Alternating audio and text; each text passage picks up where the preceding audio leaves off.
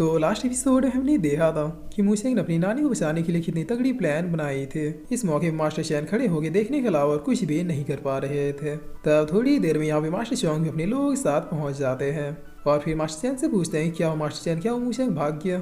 तब मास्टर चैन एल्डर चौंग के गाल पे एक तमाशा चढ़ते हुए कह दे कि तुम्हें क्या लग रहा है, वो लोग तीनों हम लोग इतने सारे फिर भी वो लोग भाग गए। जाओ कहीं मुंह छुपा के चुपचाप पड़े रहना, मुझे तुम जैसे यूजर्स लोगों की बिल्कुल भी जरूरत नहीं है। जिस पर एल्डर चौंग अपने गाल पे हाथ रखते हुए चुपचाप यहाँ से निकल जाते हैं। तब मास्टर चैन अकेले खड़े होकर कुछ सोचते हुए कहते हैं कि लगता है उस मूछे को मारने के लिए मुझे दूसरा तरीका अपनाना होगा। मगर तभी इनकी कम्युनिकेशन डिवाइस में किसी का मैसेज आता है जिसे पढ़ते हुए मास्टर चैन कह देखिए तो गोल्डन गॉड ऑफ वेल्थ का मैसेज है। उन्होंने मुझे सुधर लिख के मैसेज क्यों भेजा है। जिस पर तभी यहाँ पे कोई पर्सन बहुत ही फास्टली आते हैं। तब मास्टर चैन बहुत ही शौक होते हुए कह कि क्या ये मेरे आंखों का धोखा था या फिर सच में यहाँ पे कोई आया है। जिस पर यहाँ पे अब मास्टर चैन के आगे एक एल्डर आते हुए कह रहे हैं कि कैसे हो चैन। तब मास्टर चैन इस एल्डर को ग्रीट करते हुए कह रहे कि गोल्डन गॉड ऑफ वेल्थ आपको देखकर खुशी हुई, मैंने एक्सपेक्ट नहीं किया था कि इतने बड़े पर्सन मुझसे पर्सनली मिलने आएंगे। जिस पर एल्डर गोल्डन वेल्थ कह रहे कि मैंने भी एक्सपेक्ट नहीं किया था कि तुम मेरे डिसाइपल को टच करने की हिम्मत करोगे। तब इतना सुनते मास्टर चैन की फटके फ्लावर हो जाती है। यह बहुत ही घबराते हुए कह रही मैंने तो बस बेटी जून को कुछ देर के लिए स्टैचू बनाया था ताकि वो इन सब मामलों से दूर रहे। जिस पर एल्डर वेल्थ कह रही ठीक है जो हुआ सो हुआ, लेकिन अब तुम्हें पता होना चाहिए कि तुम जिसे मारना चाहते हो मेरे डिसाइपल का बेस्ट फ्रेंड है, इसलिए मैं तुम्हें आखिरी वार्निंग दे रहा हूँ कि तुम अब मूसे के खिलाफ कोई भी और षड्यंत्र नहीं रचोगे। तब मास्टर चैन कह रहे लेकिन वो मेरा दुश्मन है, अगर मैंने उससे बदला नहीं लिया तो फिर पूरे सिटी में मेरी इज्जत मिट्टी में मिल जाएगी। जिससे सुनते एल्डर वेल्थ अपने ऑरा को अपेयर कर लेते हैं और फिर बगैर के मौका दिए खड़े को सीधे मास्टर चैन की ओर भेज देते हैं।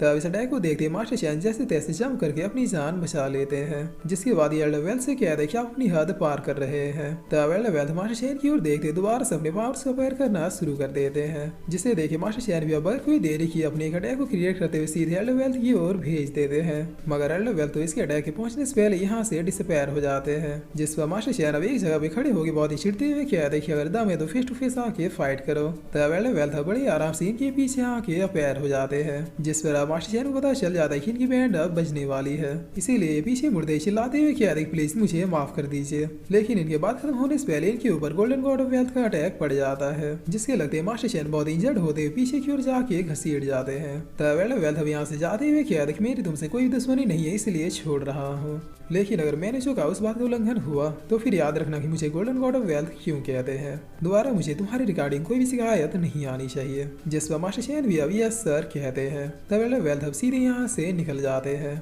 जिस पर मास्टर चैन अब खुद के ऊपर बहुत ही गुस्सा करते हुए कह रहे कि आखिर मेरे साथ ही ऐसा क्यों हो रहा है, आखिर उस बास्टर मूशन के सपोर्ट में इतने पावरफुल लोग क्यों हैं। वेल कोई बात नहीं, अगर मैं उस मूशन को नहीं मार सकता तो फिर कोई और सही। पर अब सीन चेंज होता है, हमें पॉकेट मास्टर के पहले का सीन दिखाया जाता है जहाँ पर मूशन की नानी अब मूशन से पूछती है कि बेटा क्या तुम ठीक हो, मुझे लग रहा है तुम्हारा हाथ बहुत ही सीरियसली इंजर्ड है।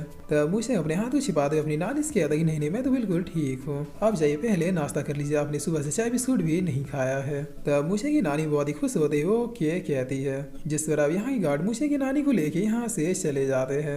तब ठंडा बोल्ड अब मूशन से कहता है तुम्हारा हाथ तो सचमुच में इंजर्ड है।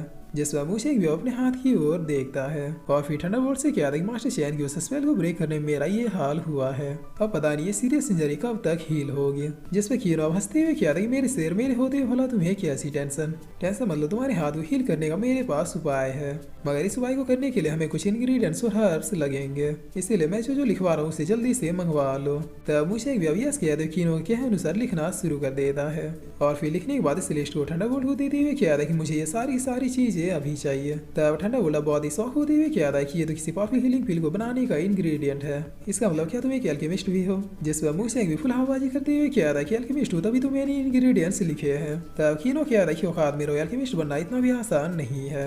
जिस पर मुझे हंसते हुए कहता है शांत हो जाओ, मैं तो बस मजाक कर रहा था। तब ठंडा बोल्ड मुझसे से कहता है ठीक है मैं इन सारे इंग्रेडिएंट्स को लेके आता हूँ। जिस पर आप सीन चेंज होता है, हमें कुछ देर के बाद का सीन दिखाया जाता है जहाँ पर मुझे और कीनो एक बहुत ही बड़े फर्नेस के सामने खड़े थे। तब मुझे कहता है कि आखिर हम इस फर्नेस का करना क्या है। जिस पर कीनो कहता है यही तो वो बर्तन है जिसमें हमारी पिल बनेगी, तुम लकी होगी तुम्हारे साथ इस दुनिया का one of the best alchemist भी है। जिस पर मुझे कहता है कि अपनी तारीफ करना छोड़ो और मुझे बताओ कि आखिर मैं एल्केमिस्ट कैसे बनूंगा। तब कीनो कहता है सबसे पहली बात एल्केमिस्ट बहुत ही शांत और बहुत ही कॉन्सेंट्रेटेड पर्सन होते हैं, अगर तुम्हें पेशेंस नहीं है तो तुम कभी भी एल्केमिस्ट नहीं बन सकते। दूसरी सबसे इंपॉर्टेंट बात एल्केमिस्ट बनने के लिए तुम्हारा फ्लेम के ऊपर एक अच्छा कंट्रोल होना जरूरी है। वैसे तो इस दुनिया में कई टाइप के डिफरेंट फ्लेम्स होते हैं, लेकिन मेरे पास जो ये फ्लेम है इसका नाम गोल्डन फायर है। लो अब तुम इस फ्लेम को कंट्रोल करने की कोशिश करो। जिस पर मूशेंग भी यस कहते इस फ्लेम को अपने हाथ में ले लेता है, मगर मूशेंग के हाथ में ये फ्लेम आते इसे चारों ओर से चलाने लगती है।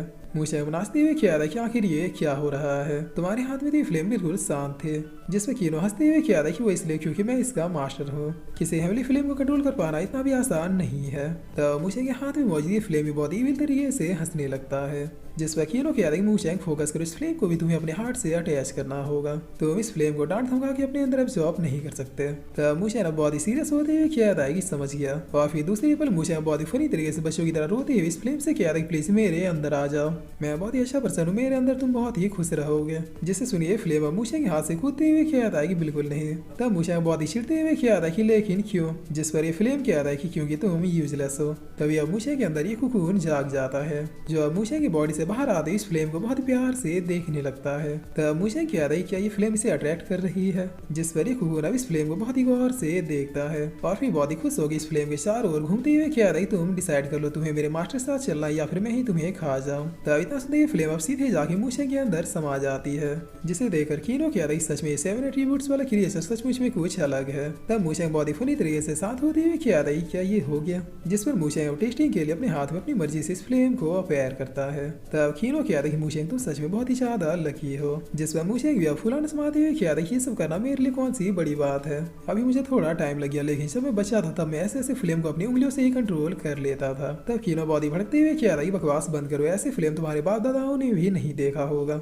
जिस पर मूशेंग अब कुछ खाने की चीजों को कांटे में डालते हुए कहता है चलो इस फ्लेम की टेस्टिंग करते हैं। तब कीनो और भी ज्यादा भड़कते हुए कहता है गधे तुम मेरे इस हेवली फ्लेम से आलू पकाना चाहते हो। जिस पर मूशेंग कहता है गुस्सा क्यों हो रहे हो, मैं तुम्हारे लिए भी एक पका रहा हूँ। तब कीनो कहता है ठीक है लेकिन मुझे बड़ा वाला चाहिए। जिस पर अब इस हेवली फ्लेम की टेस्टिंग करते हुए मूशेंग आलू पकाना शुरू कर देता है और फिर ये दोनों बहुत ही मजे से खाते हुए कहता है कि जो भी बोलो लेकिन हेवली फ्लेम से पके हुए चीजों का टेस्ट ही अलग है। तब कीनो अब मूशेंग से कहता है क्योंकि तूने फ्लेम को कंट्रोल कर लिया इसलिए मैं तुम्हें प्यूरिफाइन करना सिखाऊंगा। मैंने ऑलरेडी इस फर्नेस में सारे इंग्रेडिएंट्स को डाल दिया है, अब बस तुम्हें अपने फ्लेम की हेल्प से इन सारे इंग्रेडिएंट्स को एक साथ रिफाइन करना है। ध्यान रहे तुम्हें फ्लेम को ना तो ज्यादा तेज रखनी और ना ही ज्यादा लो। जिस पर मूशेंग भी अब यस कहते हुए फ्लेम को रिफाइन करना शुरू कर देता है, लेकिन पहले अटेम्प्ट में इस फर्नेस में धमाका हो जाता है। तब मूशेंग पूछता है कि ये क्या हुआ। जिस पर कीनो कहता है सॉरी मैं बताना भूल गया था फर्नेस में धमाके भी होते हैं। तब मूशेंग कहता है कि नो प्रॉब्लम, मैं फिर से ट्राई करूंगा।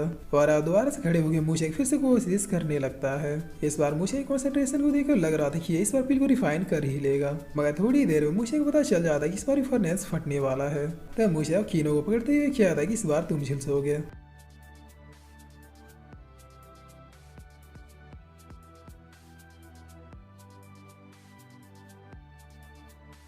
और फिर इसी के साथ ये एपिसोड यहीं पे खत्म होता है।